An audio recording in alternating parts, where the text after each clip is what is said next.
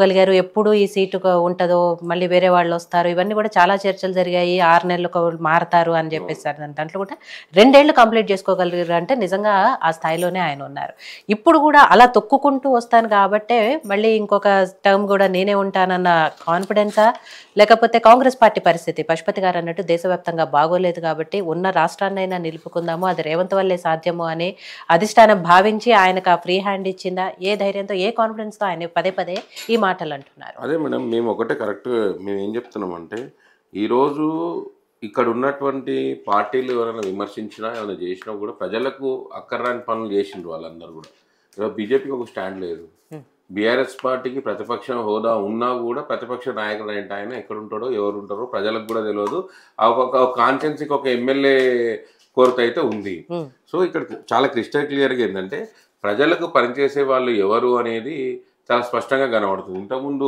మన బీజేపీ ప్రతినిధి గారు మాట్లాడుతూ ఏమన్నారంటే ఈరోజు ప్రజలు విసుగు చెందినరు ప్రజలు అయిష్టంగా ఉన్నారు ఆడ పనులు అయితే లేవు అని చెప్పి అని అంటున్నారు మళ్ళీ బీజేపీ స్టాండ్ ఏందో చెప్పాలి కదా బీజేపీ మీరేం చేసిరో చెప్పాలి కదా మీరు కూడా 10 ఏళ్ళకి వెళ్ళి కేంద్రంలో అధికారంలో ఉండి ఈ రాష్ట్రానికి మీకు కూడా 8 మంది ఎమ్మెల్యేలు 8 మంది ఎంపీలు ఉన్నారు ఒక 2 రాజ్యసభ సభ్యులు ఉన్నారు 2 కేంద్ర మంత్రులు ఉన్నారు ఉన్నప్పుడు ఈ రాష్ట్రానికి మీరు ఏ ప్రాజెక్టును జాతీయ హోదా కల్పించారు అనే ఒక అంశం అయితే మీకు కూడా గుర్తుండాలి కదా ఈరోజు మీరైతే ఎలిజిబిలిటీ కాదు బీజేపీ ఇక బీఆర్ఎస్ వరకు వస్తే బీఆర్ఎస్ వాళ్ళు పాలించినాం మేము చేసినాము అని చెప్పి ఓన్లీ శంకుస్థాపన బండలకు వరకు మాత్రమే పరిమితమైనరు కానీ ఆ ముందుకు పోయి ప్రజలకు మేలు చేసేటువంటి కార్యక్రమంలో వాళ్ళు ఎక్కడున్నారు ఎన్ని అప్పులు చేసిండ్రు అప్పులు తీసుకొచ్చి ఏం చేసిండ్రు అనే విషయంలో ఈరోజు ప్రజలకు చాలా స్పష్టంగా అర్థమైపోయింది ఈ సందర్భంలోనే ఈరోజు రేవంత్ రెడ్డి గారు తీసుకునేటువంటి ఆలోచన విధానంలో తాను చెప్పింది కూడా ఈరోజు చాలా స్పష్టంగా చెప్పిండ్రు ఏమన్నారు 10 ఏళ్ళు రేపు రాబోయే 10 ఏళ్ళు కూడా కాంగ్రెస్ పార్టీ అధికారంలో ఉంటది అని అంటే ఎందుకు ఉంటది అని అంటే ఇక్కడ మేము ప్రజా సంక్షేమం ధ్యేయంగా ప్రజలకు కావాల్సినటువంటి విద్య వైద్యం వ్యవసాయంకి అదే విధంగా ఉపాధి రంగాల్లో ఈరోజు రాష్ట్రాన్ని ముందుకు తీసుకుపోవడానికి ఈరోజు రేవంత్ రెడ్డి గారు ఒక గొప్ప విజన్తోనే ముందుకు పోతున్నాడు ఈరోజు 10 ఏళ్ళకి చేయబోయే పనులన్నింటిని కూడా ఇప్పుడే దాన్ని డిజైనింగ్ చేసుకొని ప్రజల ముందు పెట్టబోతున్నాం కాబట్టి తప్పకుండా ప్రజలు ఏ విధంగా అయితే ఆశీర్వదిస్తారనే అంశం మీద రేవంత్ రెడ్డి గారు చాలా స్పష్టంగా ఒక ఖచ్చితమైనటువంటి మాటతో చెప్పిండు ఈరోజు ఆ పార్టీలకు చెప్పడానికి లేదు ఈరోజు ఆ పార్టీకి చెప్పడానికి లేదు చెప్పే మనుషులు కూడా లేరు ఈరోజు మేము ఎవరో చెప్తాం ఏదో చేస్తాము అని అంటే ప్రజలు నమ్మే పరిస్థితిలో లేరు ఎందుకంటే ప్రజలు ఎవరినైతే నమ్మి నీకు అవకాశం ఇచ్చి నీకు అధికారం ఇచ్చిండ్రో ఆ వ్యక్తి ఈరోజు సైలెంట్ ఉన్నాడు కాబట్టి ఆ వ్యక్తి ఈరోజు తెలంగాణ ప్రజల పక్షాన నిలబడలేడు కాబట్టి ప్రజలు చాలా స్పష్టంగా మీకు 10 ఏళ్ళు అధికారం ఇచ్చినాం ఇక మీరు ఇక్కడ ఈ రాష్ట్రానికి పనికిరారు అని చెప్పేసి మిమ్మల్ని పక్కన కూర్చోబెట్టిరు ఇక బీజేపీ వరకు వస్తే బీజేపీ కేంద్రం నుండి ఇవ్వాల్సినటువంటి ఏ అంశంలో కూడా బీజేపీ ఏ విధంగా చేసిందనే అంశంలో ప్రజలకు చాలా స్పష్టంగా తెలుసు ఇదే డిబేట్ లో మనం కేంద్రం నుండి ఎన్నిసార్లు బడ్జెట్ లో మనకి ఇప్పటివరకు 8 బడ్జెట్ సెషన్లు అయినాయి 8 బడ్జెట్ సెషన్ లో ఎంతవరకు మనకు తెలంగాణ ప్రాంతానికి కేటాయించారు అనేది మనకే తెలుసు మనం ఇచ్చిన పైసలు మనకి ఇంకనే వాళ్ళ చేతులు చాలుతలేవు ఇక వాళ్ళు వచ్చి ఇక్కడ అధికారంకి వస్తాము అని చెప్పలేకపోతున్నారు వాళ్ళు కూడా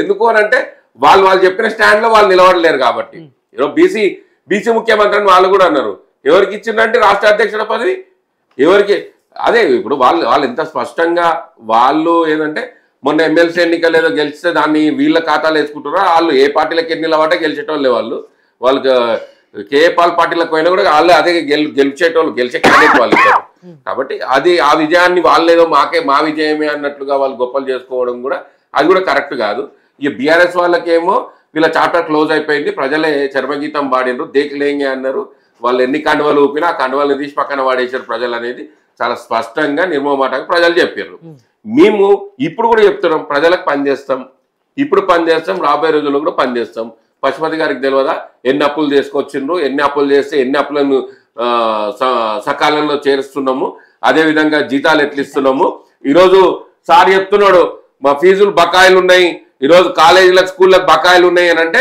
అన్ని బీజేపీ నాయకులకు సంబంధించినటువంటి ఇన్స్టిట్యూషన్స్ అవన్నీ వాళ్ళకు కూడా తెలుసు మళ్ళీ 10 ఏళ్ళు ఏం చేసిండ్రాయా మీరు 10 ఏళ్ళు ఉన్నారు కదా మీకు కూడా బాధ్యత ఉంది కదా ఈ రాష్ట్రంలో మీకు రాష్ట్ర కార్యాలయం ఉంది మీ పార్టీకి వెళ్ళి కూడా ప్రతినిధులు ఉన్నారు మీకు కూడా అవకాశం ఉంటే మాట్లాడలేరు మళ్ళీ ఈ రోజు కూడా మీరు మాట్లాడతలేరు కదా ఎందుకు ఇవి జరిగినాయి, ఎప్పుడు జరిగినాయి, ఏ హయాంలో జరిగినాయి, ఎవరి నుండి పెండింగ్ లో ఉన్నాయి, కేంద్రం నుండి రావాల్సినటువంటి పనుల మీద ఎందుకు పెండింగ్ ఉంది అని మీకు కనీస బాధ్యత లేదే, మీ పార్టీకి బాధ్యత లేదే. ఏమనంటే ధర్మం, బొట్టు, గుడి అంటారు. ఈ మూడు కాదు కదా మనకు అన్నం పెట్టేది. దీని మీద వీళ్ళు బీజేపీలో కూడా స్టాండ్ లేదు. నేను అదే అంటున్నా, బీజేపీకి స్పష్టమైన స్టాండ్ లేదు. బీఆర్ఎస్ అంటే ఇక ప్రజల్లో లేదు, రేవంత్ రెడ్డి గారు చెప్పింది నిజంగానే ఈరోజు ఒక్కొక్క మెట్టును తుంచుకుంటూ ఏ విధంగా అయితే వస్తున్నాడో సేమ్ ఈరోజు చెప్పిండు కదా, ఆ రోజు కేసీఆర్ గారు ఆనవాళ్ళు కూడా కనపడవు అనేది. నిజంగానే ఈరోజు ఎక్కడున్నారండి వీళ్ళు, ఎక్కడున్నారు? ఈరోజు సర్పంచ్ ఎన్నికల్లో కూడా పోటీ చేయడానికి జంకుతున్నటువంటి పరిస్థితి వాళ్ళు. కాబట్టి ఈరోజు చాలా స్పష్టంగా ప్రజల మ్యాండేట్ కాంగ్రెస్ పార్టీ వైపు ఉంటుంది. బీజేపీకి ఒక స్టాండ్ లేదు కాబట్టి బీజేపీని ఆదరించారు. బీఆర్ఎస్ పార్టీ ప్రతిపక్షంగా ఫెయిల్ అయింది, అధికారంలో ఉన్నప్పుడు ఫెయిల్ అయింది. రాదు ఇక వాళ్ళు వీల్లేదు. ఇంట్లో సొంత బిడ్డ, ఆయన కడుపులో పుట్టిన, ఆయన రక్తం పంచుకొని పుట్టినటువంటి బిడ్డనే చెప్పింది. ఏమన్నది?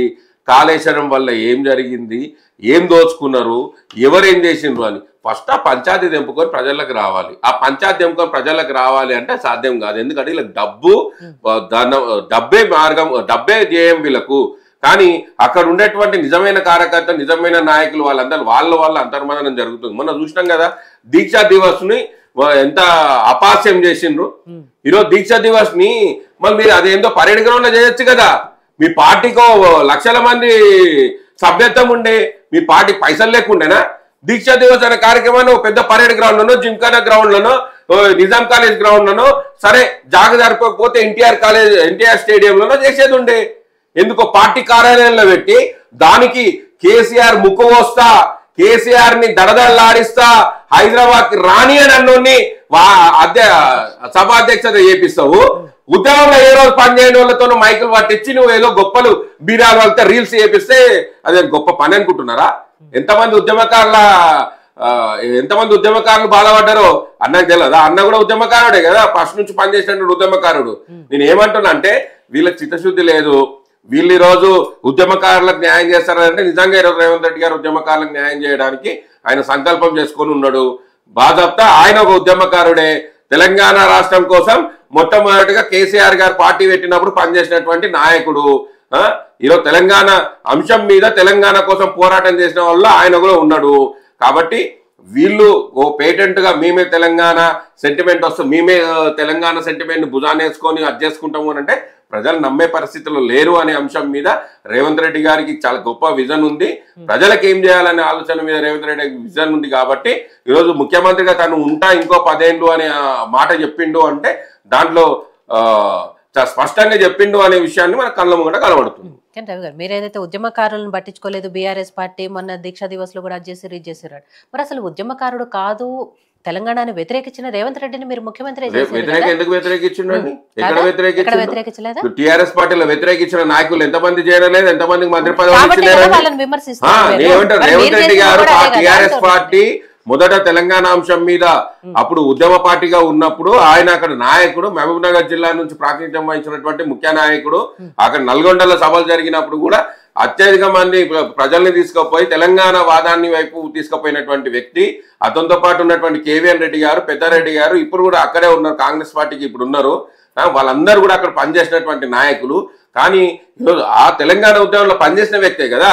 ఆ రోజు మీరు చేసినటువంటి ఇబ్బందులకే ఆయన బయటకు పోయి ఉండొచ్చు. గన్ను పట్టుకొని ఎవరి మీదకు? అవును, గన్ను ఎవరైతే వీళ్ళు వ్యతిరేకమని అన్నారో, వీళ్ళు ఎవరైతే మాదే మేమే పేటెంట్ అని అన్నారో వాళ్ళ మీదకి పోయారు, ఉద్యమకారుల మీదకి పోలేడండి. ఇదే తప్పు. దాన్ని ఒక తప్పుడుగా దాన్ని చిత్రీకరించి దాన్ని చూపించరే కానీ రేవంత్ రెడ్డి గారు స్పష్టంగా చెప్పారు ఆ విషయం మీద. అయినా కూడా దాన్ని మళ్ళీ దాన్నే తప్పుగా అని చెప్పి చెప్తారు.